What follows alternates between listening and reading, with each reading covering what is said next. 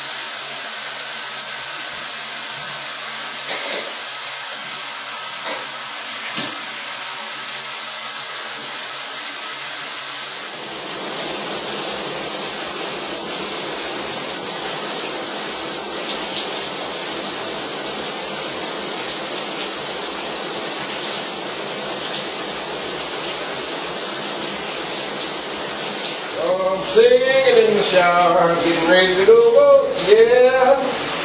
About to go vote, yeah. Singing in the shower, oh Lord. Voting for Obama. Going for 43 and 2. 43 and 2, yes sir.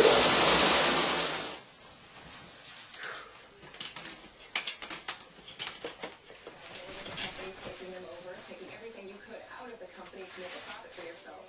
What we don't need, making it more effective. And it's something the president's committed to do. Back to this case. It's opening right now, but that's probably going to be higher on that. They also promoted Mark Fields.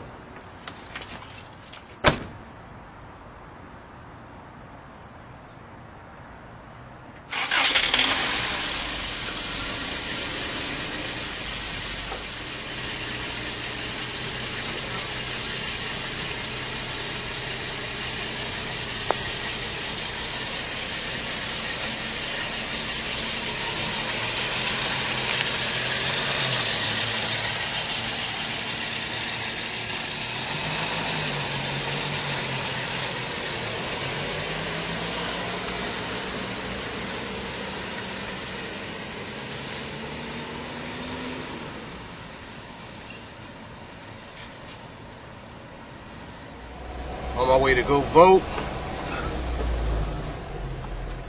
The general election is going to be on November the 6th. And I'm going to do the early voting down here in Florida. It's a key state for President Barack Obama.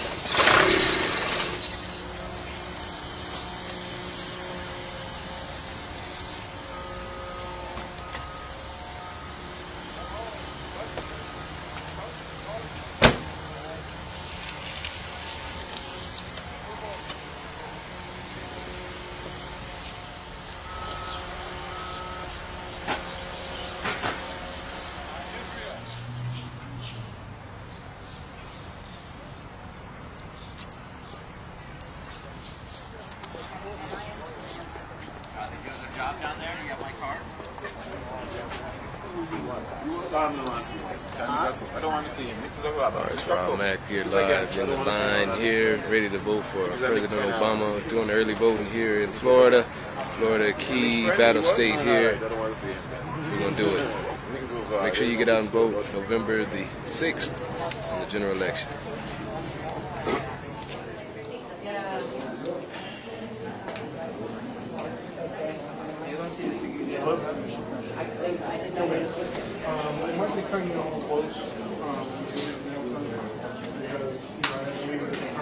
All right, we're getting close. It's getting time to go ahead and hit that ballot box.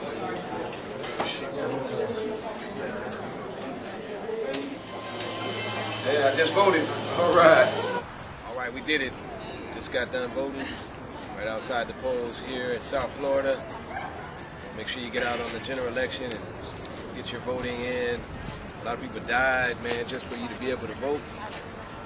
I mean, really, there people went through a lot for you to get out and just vote, just for the ability to just voice your opinion. If you don't vote, you end up like this.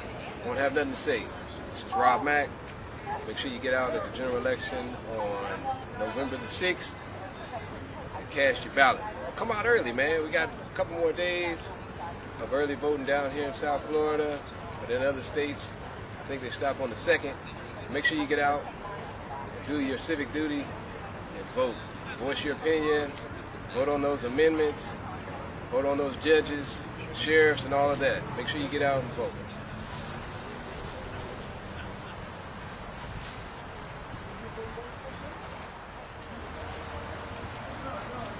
I'm still trying to get this open.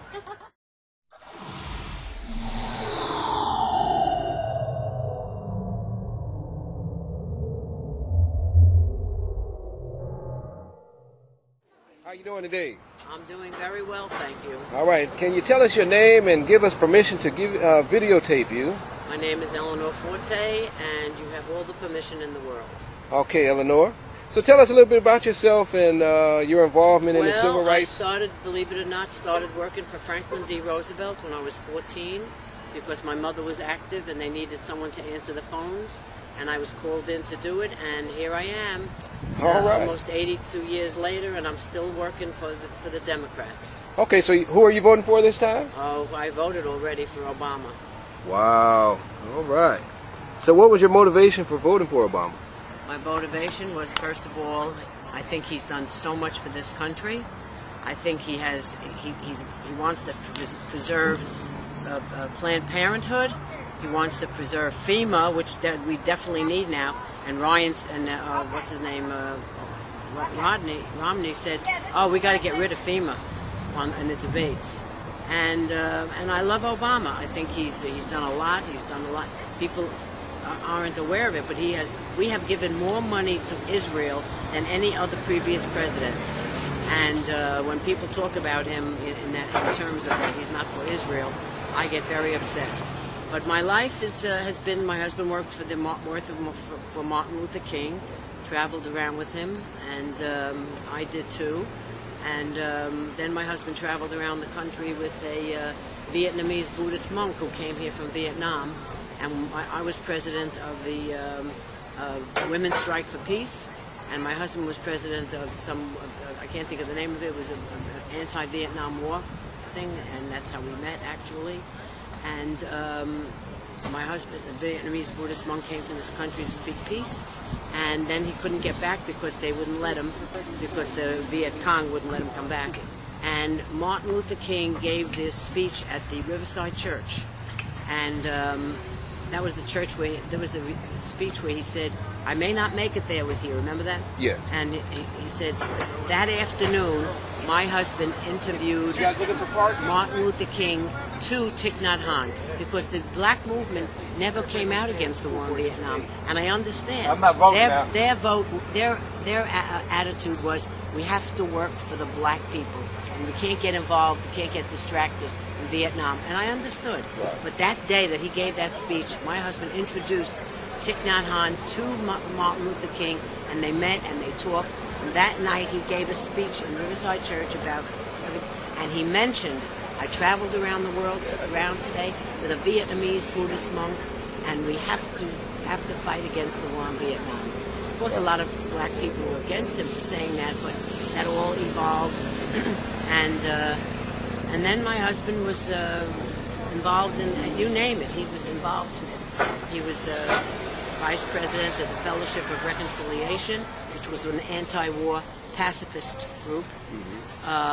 We had Dan Berrigan and Phil Berrigan, I don't think you know him, they were the Berrigan brothers. They formed the Catholic Peace Fellowship. We were the Fellowship of Reconciliation, which was a peace organization. That's all we worked for, was peace. And then we met the Dan and Phil Berrigan. They formed the Catholic Peace Fellowship. Then there was the Protestant Peace Fellowship. And then the Jewish people formed the Jewish Peace Fellowship. So as you can see, I have been totally involved in everything that you can imagine since the age of 14. Wow. So let me ask you about your actual involvement in the process of voting. In the Obama campaign, I worked very hard in the 2008. And I'm sorry I don't have the picture with me. You know where my purse is over there? It's black and gray.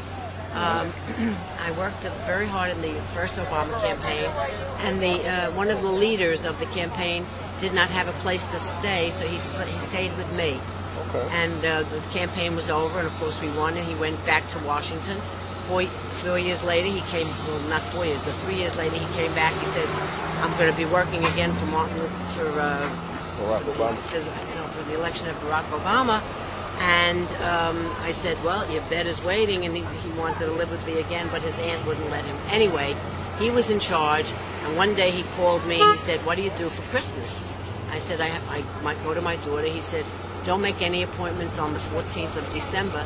You're going to the White House to meet President Obama. Wow. So I nearly fainted, and of course I did. I went to the White House. I met President Obama. I met Michelle Obama. And when we were introduced, I went out to shake his hand, and I started to cry. I was so emotional. I said, this is such an honor, Mr. President. And he said, what's with the tears? Come here. And he gives me a big hug, gave me a kiss. I didn't wash it though. Picture of me and the president at the Christmas dinner at the White House.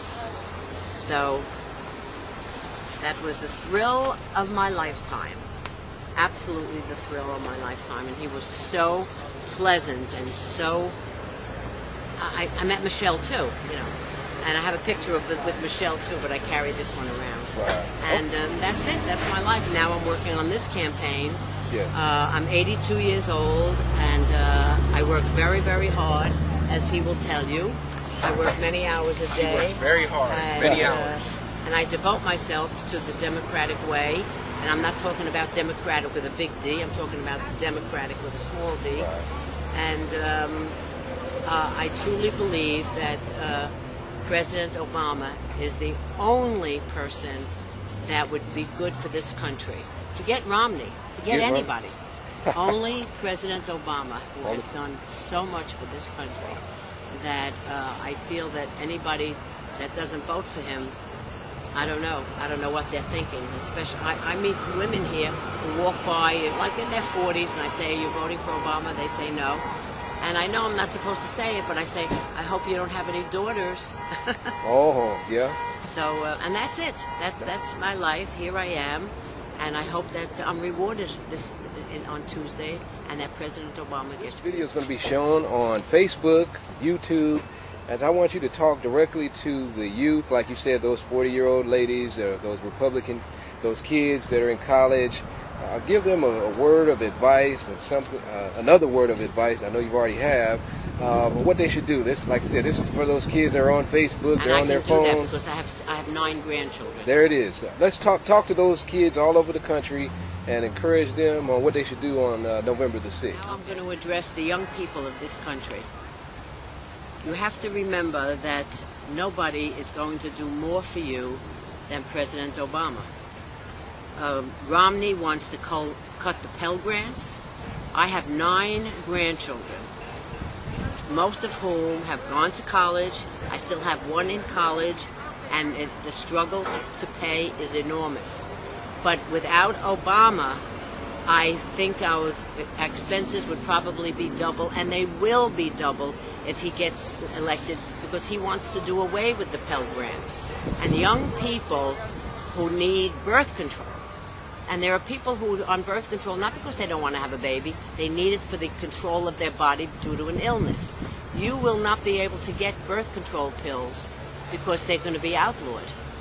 And all the people that are talking about legitimate rape and rape being the cause of a woman's getting pregnant and therefore she should keep it. I mean, where are the young people thinking these days if that's what the kind of world they're going to grow up in, especially the 20-year-olds and the 18-year-olds, if that's the kind of world they're going to grow up in, I feel sorry for all of them. But mostly I feel sorry for my own family, you know what I mean? I feel sorry for all the children of this world because I think that they will suffer under Romney. I truly do. I am extremely in favor of Obamacare. I think that everyone in this country is entitled to health insurance, just like they have in other countries that are much, much, much less costly than us. You know what I mean? They have people who are poor. They have people who could never afford health care in this country.